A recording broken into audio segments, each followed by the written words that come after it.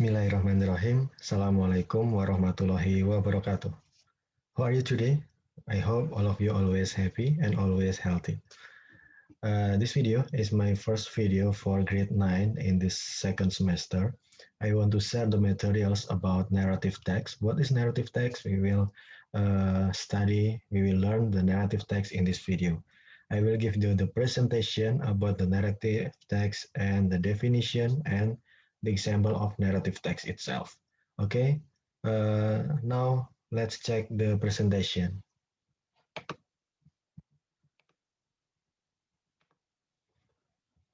Okay, first of all, this narrative text is contained in the chapter 7 of your book.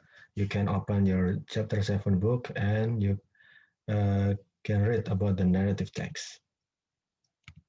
First is about the definition of narrative text. A narrative text is an imaginative story to entertain people. So after we read a narrative text, we must be entertained by the story. So we must be happy after reading the narrative text story. Next, other definition I will use in bahasa Indonesia. Narrative text merupakan sebuah jenis teks yang menceritakan suatu cerita khayal atau fiktif dengan tujuan menghibur secara kronologis yang saling berkaitan. Oke. Jadi narrative text ini merupakan cerita khayalan atau imajinasi ya, fiksi, supaya tujuannya adalah untuk memberikan hiburan kepada pembacanya. Selanjutnya, tujuan dari teks ini adalah untuk menghibur pembaca tentang suatu kisah atau cerita. Dan yang ketiga adalah sebagai suatu cerita khayal, maka narrative text belum tentu benar, sebab hal tersebut hanya berdasarkan imajinasi dari seseorang ataupun sekelompok masyarakat yang tidak terbukti kebenarannya. Jadi tidak semua cerita narrative text, not all the narrative text is from the real story, but almost all the narrative text based on the fictional story or imaginative story. Jadi nggak semuanya itu cerita nyata, tapi hampir semuanya adalah cerita karangan, itu ya, cerita fiktif atau cerita imajinasi dari pembaca. Oke, next we will move to the types of narrative text. Kita akan mempelajari tipe-tipe atau jenis-jenis dari narrative text itu sendiri. First is fable, cerita yang mengisahkan mengenai binatang. You know the example like kancil and harimau, Anne and the Elephant, ya gitu. Itu adalah contoh dari fable, cerita yang mengisahkan mengenai binatang. Oke, selanjutnya myth atau cerita atau mitos ini banyak berkembang pada masyarakat serta umumnya dianggap menjadi cerita yang faktual atau benar-benar terjadi.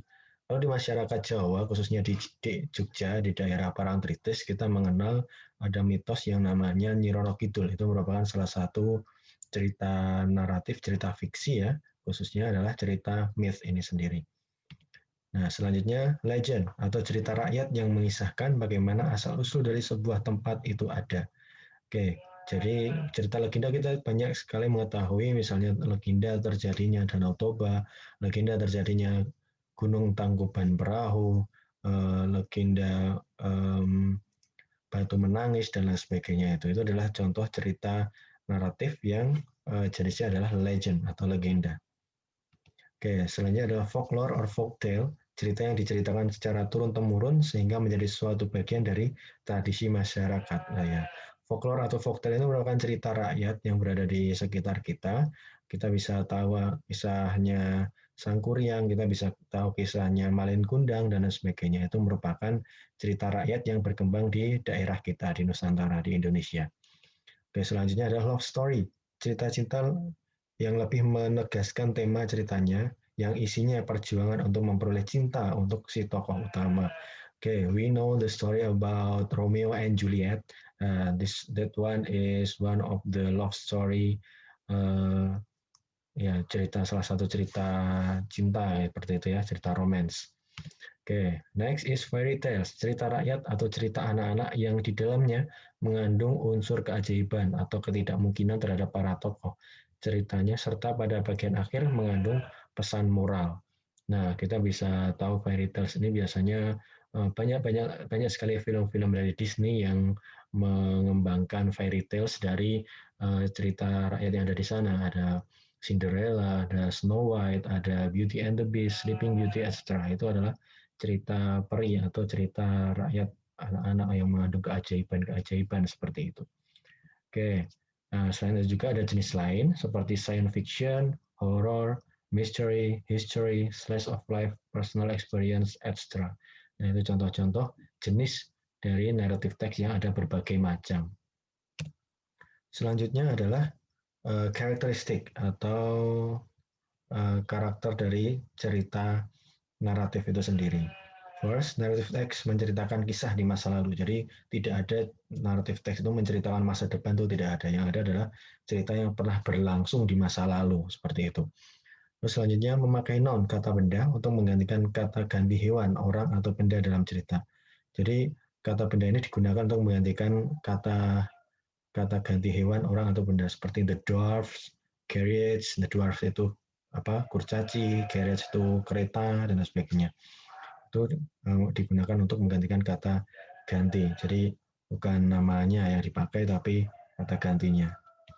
Selanjutnya adalah lebih merupakan cerita rakyat atau sudah diketahui dan berkembang pada masyarakat sebagai cerita bersama meski dapat diceritakan secara ulang dalam versi cerita yang berbeda, misal Malin Kundang atau Sangkuriang. Jadi cerita rakyat itu adalah cerita yang sudah terkenal.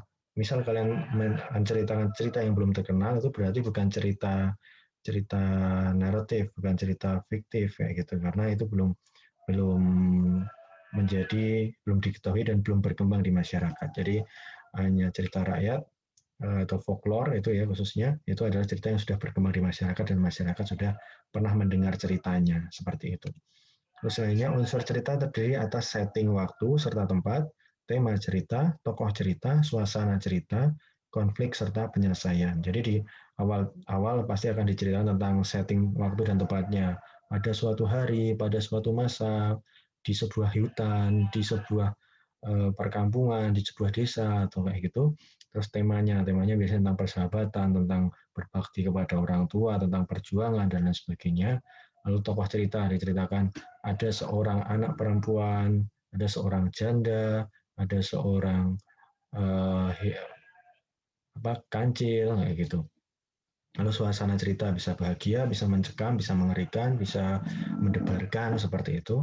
Lalu konflik serta penyelesaian. Jadi setiap ada konflik pasti tentunya ada penyelesaian dari konflik itu. Hanya jika ada konflik tapi tidak ada penyelesaiannya itu enggak jadi cerita naratif yang sempurna karena setiap cerita naratif harus ada konflik dan juga harus diselesaikan konfliknya. Tidak bisa konfliknya menggantung itu enggak bisa. Oke, selanjutnya bisa disusun ke dalam sebuah sekuen sederhana maupun tersusun dari beberapa sekuen yang kompleks. Sekuen merupakan rentetan pernyataan yang pelaksanaan eksekusinya secara urut atau runtut.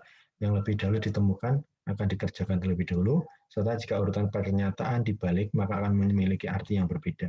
Jadi misalnya ada cerita Malin Kundang. Malin Kundang itu datang kembali ke rumahnya setelah dia pergi merantau, setelah dia menikah dengan seorang anak saudagar kaya kayak gitu. Nah, itu bisa ditukar ceritanya. Jadi dia itu pulang dulu, baru itu setelah itu pergi.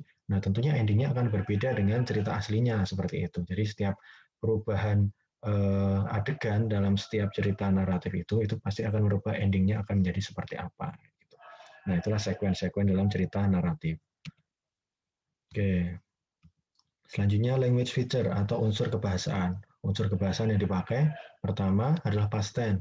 Nah, past tense ini biasanya menggunakan kata ganti yang ditambahi ed di belakangnya, killed atau verb 3 ya, drunk, went, won, sent, etc. Lalu keterangan waktu yang digunakan adverb of time. Nah, ini biasanya di awal cerita digunakan once upon a time, today, one day. Nah, terus di dalam ceritanya ada will, yesterday, later, etc. Lalu konjungsi waktu atau time conjunction. When, then, suddenly, before, after, until, as soon as, etc. Terus selanjutnya ada karakter spesifik. Spesifik karakter, penggunaan karakter cerita yang spesifik bukan umum. Jadi karakternya itu ya hanya untuk cerita itu, yaitu misal judulnya Cinderella, karakter utamanya Cinderella gitu, bukan karakter yang lain. Alibaba ya karakternya adalah Alibaba, bukan karakter yang lain menjadi karakter utamanya. Ada Putri Salju, Tangled, Ariel, etc. Lalu kata kerja aksi, action verb, kata kerja yang menunjukkan suatu tindakan, misal ya killed, walked, wrote, stayed, dug, etc. Lalu membacakan pidato langsung untuk membuat ceritanya seakan lebih hidup atau direct speech. Princess said, "My name is Princess." Pidato langsung memakai present tense. Nah, jadi di setiap cerita naratif juga ada percakapan. Yang percakapan itu digunakan supaya cerita di naratif itu lebih berkesan hidup. Jadi tidak hanya disampaikan oleh narator, ceritanya sedang karakter ini sedang ngapain, lalu ngapain dan seterusnya kayak itu, tapi juga ada dialog antar karakter yang ada di cerita itu supaya cerita naratifnya berkesan lebih hidup lagi seperti itu. Nah, saying and thinking verb, kata kerja yang menunjukkan ujaran atau laporan. Say, talk, talk, etc. Oke, selanjutnya adalah generic structure atau struktur umum dari cerita naratif. Dalam cerita naratif tentu selalu ada generic structure yang sama seperti ini. Diawali dengan orientation. Orientation atau bisa disebut dengan pendahuluan berisi tentang siapa, kapan, di mana suatu cerita ditetapkan. Jadi ini adalah pengenalan cerita, pengenalan karakter, pengenalan setting tempat, waktu, dan lain sebagainya. Ini di awal biasanya berada di paragraf pertama untuk orientation-nya, orientasi ya. Selanjutnya complication. Complication menceritakan awal masalah yang menyebabkan puncak masalah atau yang biasa disebut dengan klimaks. Bagian ini biasanya melibatkan karakter utama dari cerita tersebut. Nah, di complication ini mulailah masalah yang menjadi inti ceritanya muncul. Biasanya dimulai di paragraf kedua, ini sudah mulai masuk ke complication-nya. Jadi ini adalah permasalahan-permasalahan sampai permasalahan itu menuju ke puncak masalahnya yang ada di cerita itu. Selanjutnya adalah resolution. Resolution adalah resolusi. Bagian ini adalah akhir dari cerita atau berupa solusi dari masalah yang terjadi. Masalah dapat diselesaikan, dapat menjadi lebih baik atau malah lebih buruk, yang nantinya akan membuat cerita berakhir dengan bahagia atau sebaliknya. Nah, jadi resolusi ini adalah akhir dari cerita bahwa ceritanya hampir berakhir dan masalahnya hampir selesai atau masalahnya selesai seperti itu. Oke. Selanjutnya adalah reorientation atau mengorientasikan kembali. Biasanya ada, biasanya juga nggak ada. Bagiannya penutup suatu cerita yang berisi tentang ini opsional sifatnya, jadi nggak tentu ada. Reorientation bisa berisi tentang pelajaran moral, saran atau pengajaran dari penulis. Jadi pesan moral, moral value itu berada di bagian reorientation, berada di paragraf terakhir dari sebuah cerita naratif. Oke, selanjutnya saya akan memberikan example, contoh dari cerita naratif yang judulnya adalah The Mouse Deer and the Tiger. Ini adalah cerita tentang kancil dan harimau. Oke, saya bacakan sedikit. One day there was a mouse deer. Ini bisa kita lihat di paragraf pertama, kalian bisa sambil baca ya. Paragraf pertama ini merupakan orientasinya. One day, itu sudah setting tempatnya. There was a mouse deer, ini karakter utamanya. He was thirsty, so he wanted to drink on the right river. Itu dia sudah ceritanya adalah dia mulai haus dan ingin minum di sungai. Nah, setelah itu muncullah complication-nya dari paragraf 2. When the mouse did come to the next to the river, a tiger approached him and wanted to eat him. Nah, itu udah mulai masuk ke masalahnya. Masalahnya udah mulai muncul di paragraf 3 lanjutan masalahnya. Paragraf 4 itu hampir selesai masalahnya ketika si kancil, si Mosdir berhasil menipu si harimau sehingga harimau lompat ke ke sungai ya, ke sungai, ke air. Nah, paragraf terakhir, the Mosdir took that opportunity to escape after fighting with himself in the river. The chicken realized that he was fooled by the Mosdir. Nah, di sini tidak ada reorientation ya. Ini hanya sampai ke complication sudah ada, terus setelah itu resolution ya, sudah hanya sampai ke resolusi, jadi penyelesaian masalah saja. Untuk pesan moralnya tidak dituliskan di naratif teks ini. Oke. Oke, thank you. That's all for our presentation about narrative text. If you have any question, please write down in the column, in the comment column, bisa dituliskan di kolom komentar, dan bisa kalian diskusi langsung dengan saya berkaitan dengan tema yang kita bahas ini, yaitu narrative text. Oke, untuk selanjutnya kita akan bahas tema yang lainnya, dan tentunya tetap di channel ini. Thank you for watching. I hope you always happy and always healthy. Thank you. Assalamualaikum warahmatullahi wabarakatuh.